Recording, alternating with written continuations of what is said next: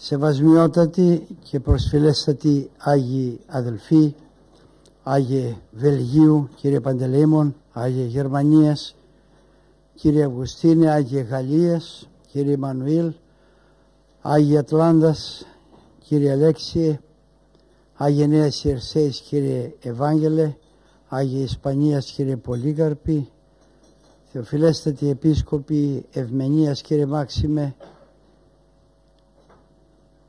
Συνόπης, κύριε Αθηναγόρα και Νεαπόλεως, κύριε Πορφύριε, Your Eminence, representative of the Patriarch, the Armenian Patriarch in Istanbul, honorable members of the diplomatic corps, ambassadors, ministers of the governments, distinguished speakers and professors, participants in this meeting, Commander Dr. Limberakis of the St. Andrew Order of America and President Mr. Sasagiannis of the Brotherhood, Pamakaritsos Brotherhood of Archons of Europe, and distinguished guests and friends. With gratitude towards God and with fervent prayer for all people, I greet you with love in the Lord at the opening of this historic International Archon Religious Freedom Conference. Once again, last night, we express our wholehearted thanks to the Archons of our Ecumenical Patriarchate, both in America and Europe, for a truly impressive preparation and commendable realization of such a promising conference.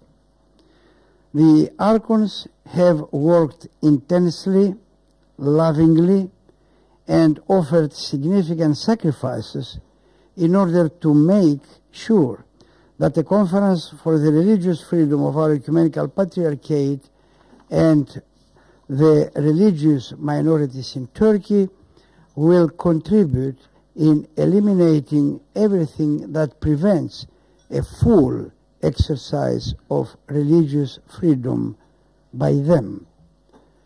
It is a great honor for the Archons to be directly under the Ecumenical Patriarch, a leader of huge proportions as a person and as a leader, and someone who is really opening continuously roads to international, intercultural, interreligious dialogue, cooperation, and coexistence, in addition to a continuous and sustained effort for saving the environment. The Ecumenical Patriarch is very proud of the Archons. There have been the 800 Archons of America, and the hundreds of Archons in Europe have proven to be really the beloved children of the Patriarch, justifiably so, because they have been working so hard. So we express our thanks to all of you this morning as we begin our work here. At this point, as we embark upon this highly responsible task, we remember one of the favorite expressions frequently used by the Apostle Paul. He spoke about how God placed before him at crucial times in his ministry an open door. This is mentioned in many instances in his 1 Corinthians, 2 Corinthians, Colossians, also in the book of Acts. By this open door, St. Paul meant that God himself created unique opportunities to extend the ministry of liberation, peace, and healing for all people.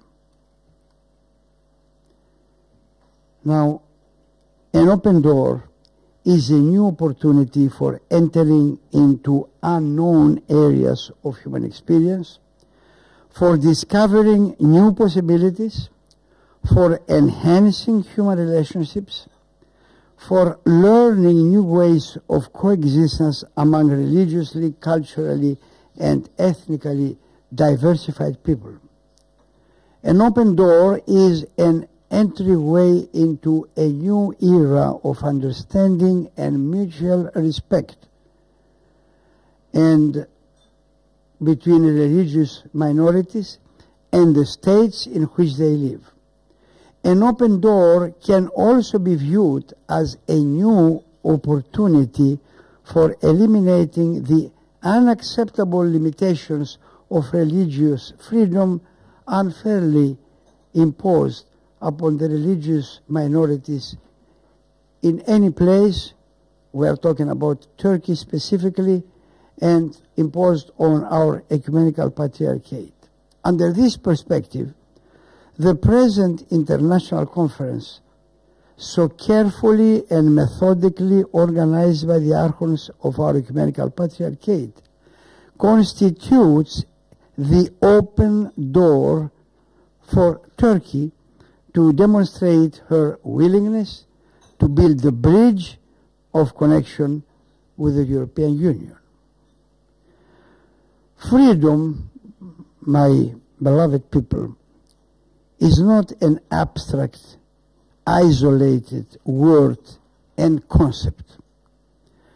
Freedom is integrally connected with two basic concepts and realities, and they are truth and love. There is no way in developing any real and genuine freedom without a parallel effort to be truthful as a human being and as a government, and to speak the truth. Dealing with freedom requires the truth in terms of facts, conditions, persons, and socio-cultural parameters. At this point, allow me to cite a very characteristic passage from the Gospel of John, mentioned already by Dr. Limbarakis in his presentation. A passage in where Jesus said, "You will know the truth, and the truth will make you free."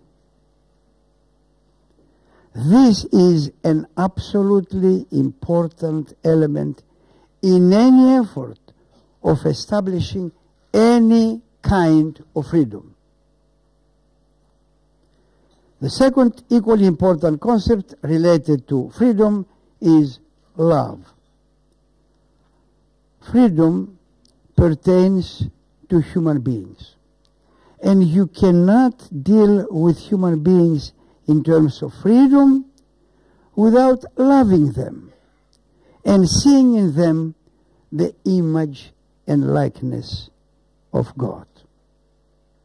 In the book of Genesis, first, second chapters, we have this clear idea: every human being created in the image and likeness of God.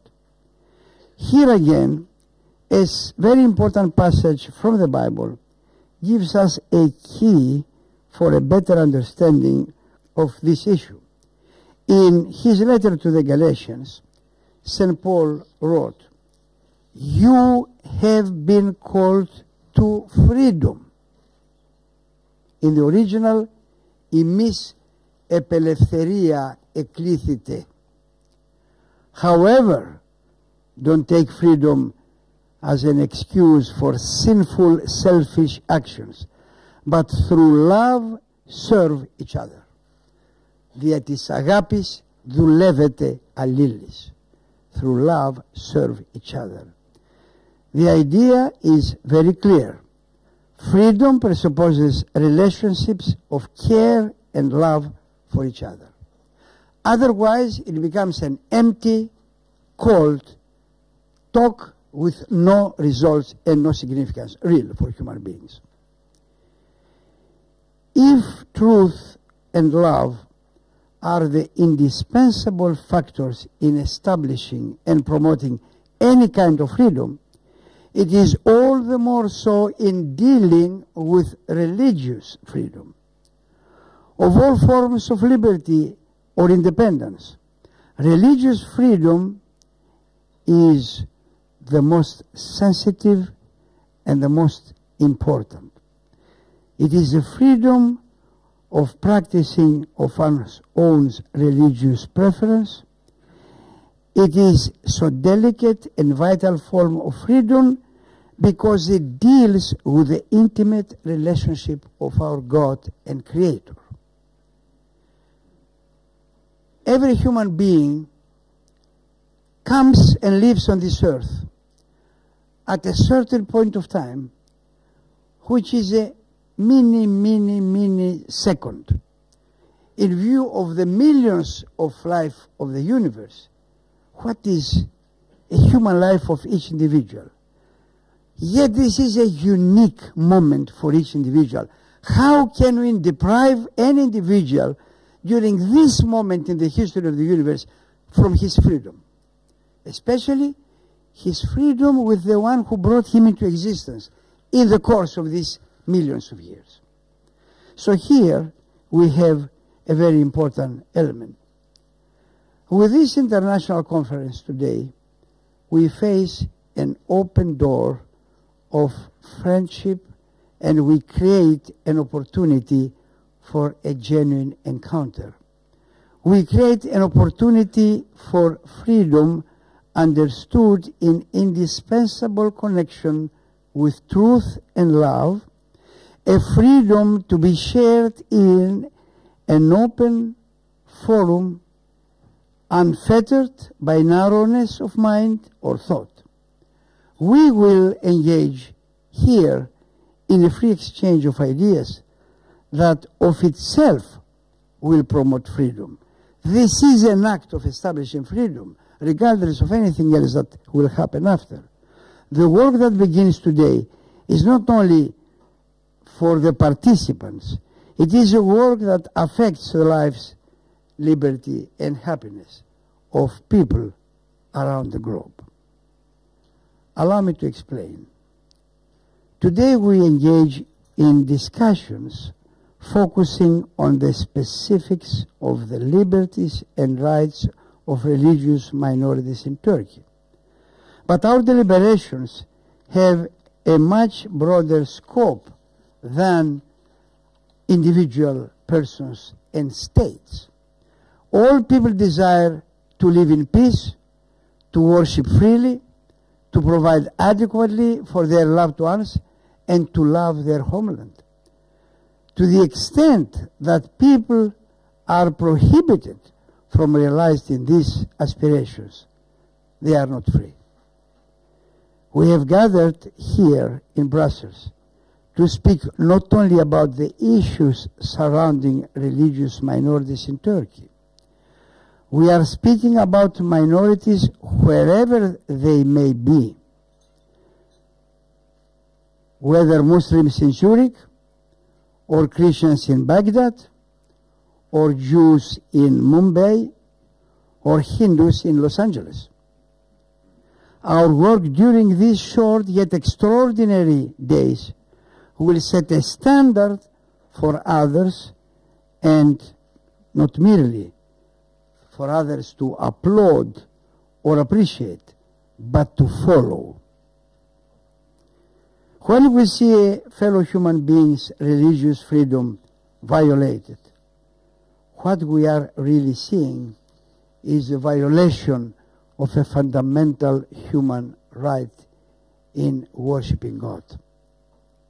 Somewhere in our own souls, we are wounded by seeing this, and we experience the feeling of a terrible loss, happened to even the last and least human individual on earth.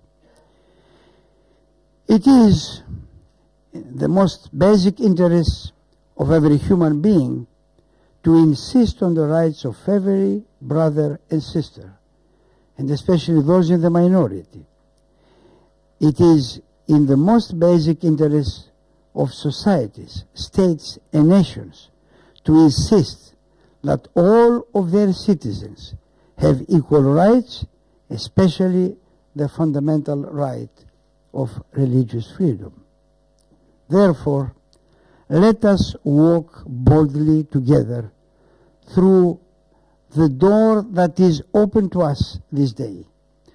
Let us commit ourselves to the sacred effort of promoting the fullness of religious freedom for every human being, especially for the people who belong to minorities. We start from Turkey and we go far beyond that. With the help of God, the creator and sustainer of freedom, we might establish this conference as a milestone in the noble task of creating freedom, especially religious freedom for all, starting from our beloved and venerable Ecumenical Patriarchate.